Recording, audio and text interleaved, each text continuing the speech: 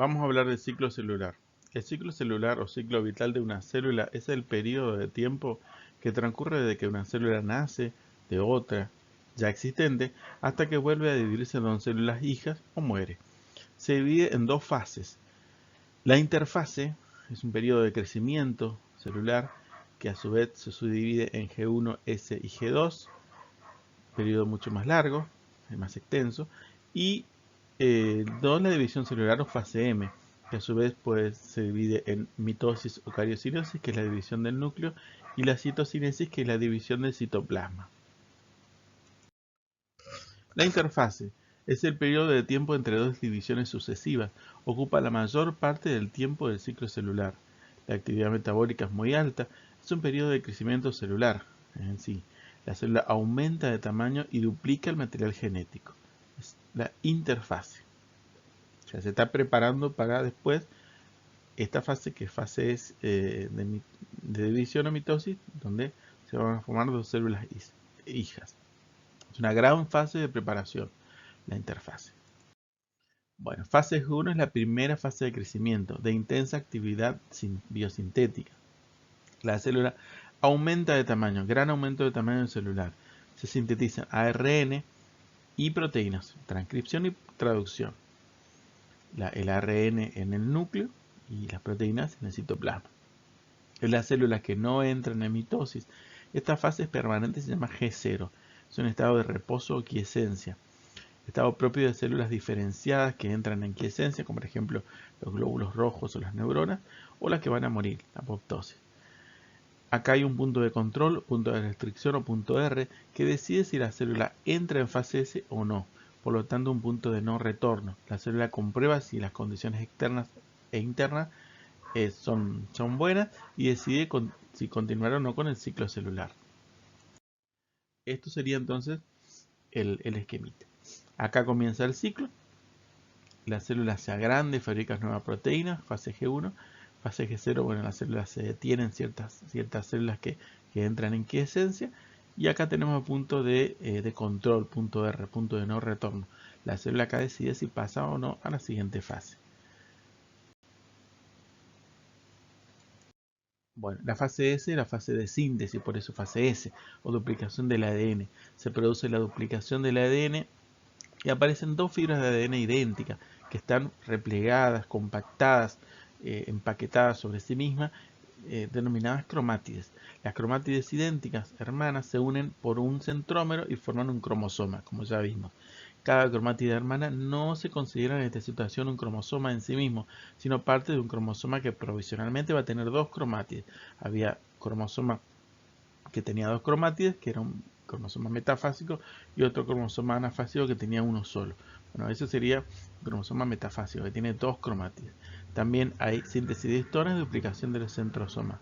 Desde este momento hasta que finaliza la mitosis, la célula tiene doble de ADN. Las histonas eran proteínas que estaban asociadas al ADN y los centrosomas eran parte del citoesqueleto. Después tenemos la fase G2, que es la segunda fase de crecimiento celular. Hay un ligero aumento de tamaño, no tanto como la fase G1. Se sintetizan proteínas, pero las necesarias para la división celular, que ya está cerca. Las moléculas de ADN ya están duplicadas. Cada cromosoma está formado por dos cromátides. O sea, la célula tiene el doble de ADN que la fase G1. Y termina esa fase G2 cuando se condensan los cromosomas. O sea, los cromosomas se hacen visibles. O sea, se venía condensando la cromatina, se venía empaquetando. Ahora ya se termina la última fase de organización de la cromatina. El cromosoma se hace visible y después entra la mitosis. También hay un punto de control. Se comprueba si hubo errores durante la replicación del ADN o si se produjo una duplicación completa. Si los defectos son detectados, la célula no entra a la fase de división. El ciclo celular se detiene hasta que los daños sean reparados o el ADN sea completamente copiado. Bueno, y después tenemos la fase M o de mitosis, que división celular, que incluye la mitosis, división del núcleo cariocinesis, y la citocinesis, que es la división del citoplasma. El material genético y citoplasmático se distribuye equitativamente entre las células. Teníamos una célula que en la fase G1 aumentó de tamaño, por la síntesis proteica intensa. Entonces ahora esto le va a permitir dividirse y parte del material genético y citoplasmático va a ir a una célula y la otra a la otra célula hija. Y acá tenemos las fases del ciclo. Bueno, estos serían fases de la interfase, digamos, más que el ciclo celular, pero acá faltaría la división celular, que es tema de otra clase. Fase G1, subfase G0, fase S y fase G2. Bueno, fase G1 actividad biosintética, activa síntesis de proteína, aumenta el tamaño de la célula, el número de enzimas, ribosomas, microtúbulos, filamentos, estructuras membranosas, todo eso aumenta su tamaño. También se replica en mitocondrias, cloroplastos, o sea, una gran fase biosintética, la fase G1. Bueno, a su fase G0, donde hay células que no se van a dividir y van a quedar latentes, van a quedar quiescentes, como las neuronas, glóbulos rojos, bueno, o células que van a morir también, que ya tienen programada, ya cumplieron su vida útil y tienen que morir, la apoptosis. La fase S, fase de síntesis, se duplica el ADN, también las proteínas y las histonas, o sea, todo lo que está asociado al ADN. Procesos anabólicos, bueno, también la fase G1 también es anabólico. Todo lo que sea de formación de bioelementos, eso es anabólico. Lo que es catabólico es cuando es destrucción. Fase G2 se está preparando la célula para la división, ya está lista. Tiene que sintetizar algunas proteínas que va a utilizar en la división celular. Y los cromosomas que ya están, digamos, la cromatina ya está replicada, duplicada. Para que la cromatina esté duplicada, tiene que estar la hebra tiene que estar desenrollada. Eso me olvidé de decirlo. No sé si lo dije. Tiene que estar bien desenrollada para que se duplique. Una vez que ya se duplicó la cadena de ADN, ¿no es cierto? Ahí recién comienza a enrollarse. Como habíamos visto, se enrollaba en las histonas, formaba los nucleosomas,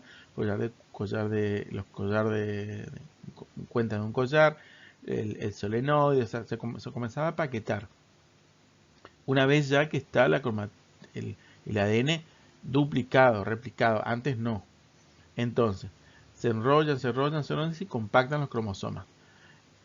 Ahí recién los cromosomas son visibles al microscopio óptico. Bueno, y el control del ciclo celular, bueno, hay factores, ya lo vimos que había un punto de restricción, ¿no es cierto? Que más bien está dado por encima, un punto de control, el paso de G1 a S, es un punto de restricción. Después había otro pase o punto de G2, al final de G2 para pasar a la división, pero el más importante es ese. Después tenemos factores de crecimiento. Factores de crecimiento tenemos que hablar de los protooncogenes. Los protooncogenes son factores que estimulan el paso de células que están en reposo a fase S de duplicación del ADN. Son genes también, son genes celulares normales, ¿no es cierto? Son protooncogenes. Pero, ¿qué pasa? En ciertas situaciones, en ciertas condiciones, por ejemplo, externas e internas, esos protooncogenes pueden alterar su secuencia o los mecanismos de regulación y se convierten en oncogenes. Los oncogenes son justamente no viene la idea de cáncer, son genes implicados en el desarrollo tumoral. Otros factores, tamaño celular, contacto con otras células, temperatura y edad, también influyen en el control del ciclo celular. Bueno, muerte celular se puede dar de dos formas, necrosis o apoptosis. Necrosis es por una agresión externa y la apoptosis es una muerte celular programada.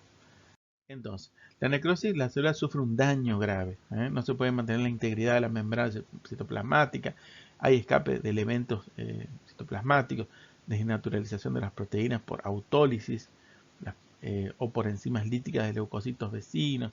La necrosis atrae todos los componentes inflamatorios.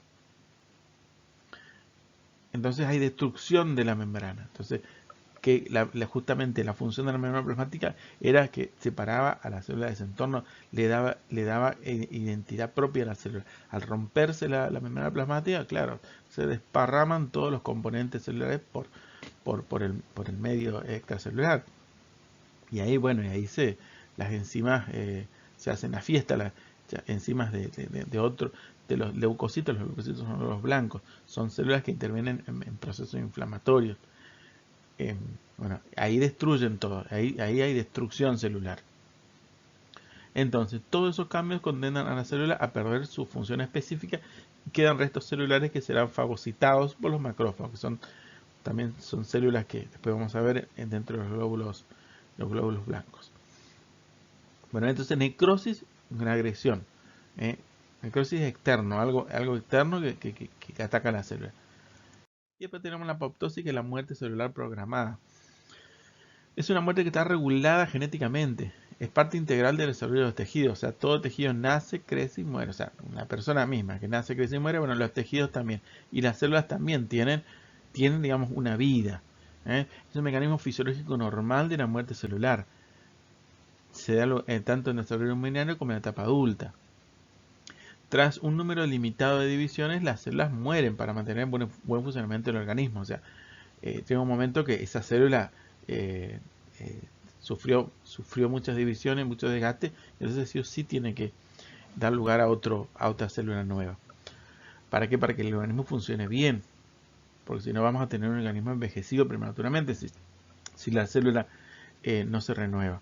Entonces, cuando las células reciben la señal de inicio de apoptosis, se suicidan directamente. ¿Por qué? Porque fabrican proteínas letales, son endonucleasas, lo fabrican en los ribosomas, en RER. Esas proteínas fragmentan el ADN y también hidrolasas y proteasas que atacan todo el entramado celular. Pero ¿qué pasa? Las células cancerosas escapan a esa muerte programada de forma incontrolada y por eso ponen en peligro el organismo. O sea, en el cáncer se altera la apoptosis, o sea, que no hay regulación, o sea, la célula pierde el control la regulación genética de la muerte celular. Entonces, la célula se divide y nunca, por más que tiene divisiones celulares ilimitadas. Por eso es que después, al haber un montón de células en su momento, ahí se generan lo que son los tumores. O sea, crea otro elemento que está en un lugar donde no tiene que estar. Y eso es el tumor. Eso es algo que molesta, digamos, que molesta e interfiere en las funciones normales de esa parte del organismo. Entonces eso sería necrosis, apoptosis. Necrosis es un agente externo y apoptosis es ya la muerte celular programada. Bueno, ¿dónde se producen? En el desarrollo embrionario, la función es eliminar las células innecesarias, por ejemplo, el tejido interdigital y la formación de los dedos. Y en el adulto, para recambio y renovación de tejidos o la destrucción de las células que pueden presentar una amenaza para el organismo.